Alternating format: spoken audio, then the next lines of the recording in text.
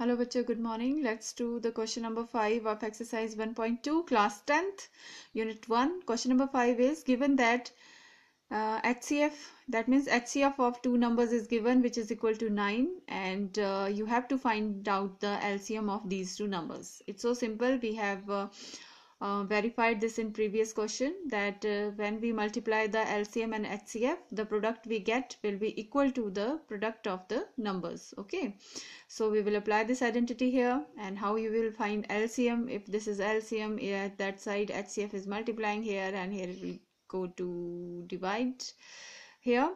So the LCM will be product of numbers upon HCF. That means how can you find out the LCM of these two numbers? We can find out the LCM of these two numbers simply by by dividing the product of these two numbers by highest common factor. So let us find out the product here. Okay, 9 ones are 9, 9 threes are 27, and 9 fours are 36. Okay, so I got 34 into 657, and I don't need to tell you that how to multiply these two numbers. I am very confident that you will be able to do the product here, so I'm not doing this here because it will make the video longer. So when you find out the product of these two numbers, then you will get the answer, and the LCM of 306 and 657 will be equal to 22,338. This will be the answer. Okay, now let us move towards question number 6.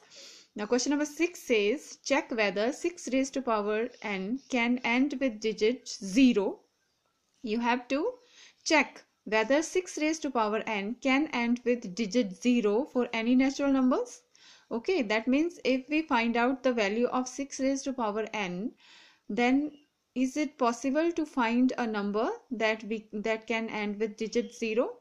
So let us solve this. Now 6 raised to power n means we can change this into factors, prime factors. 2 into 3 raised to power n, which can be written as 2 raised to power n into 3 raised to power n. And I hope that you are not getting confused here. It is the simple rule of exponentiation that ab raised to power n is equal to a raised to power n into b raised to power n. Simple. Or the other way you can write 6 in factor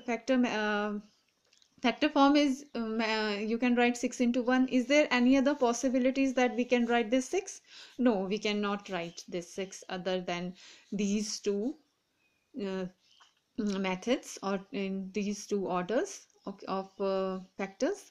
And even this is not going to be taken because we are going to find out the prime factors. Now let us find the different values of 6 raised to power n at different values of n. Okay, let me take the value of n is equal to 1. That means if in place of n I'll put n, in place of n I'll put 1, then I'll get 6 raised to power 1, I'll get 6. If in place of n I'll put 2, then I'll get 6 raised to power 2, that will be 36.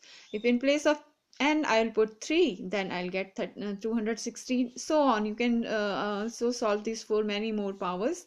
But from these three, what we can conclude from these, we can conclude that 6 raised to power n can be written in the numbers where the last digit which ends with digit 6, not with digit 0. Okay, so we have proved that for any value of n, 6 raised to power n cannot end with digit 0. That is the simple thing. Or there is other method to explain this also. Okay, again 6 raised to power n can be written like this. Okay, you already know. But if you want that there should be 0 with this, that means we will multiply this by 10 to make this 0, 60. Okay, if we want to make a number, okay, if you want some numbers where the 6 raised to power n is there and you want that 0 should be there, definitely you have to multiply that 6 by 10, and multiply 10 by 10, that means you have to multiply that term should have factors 2 into 5.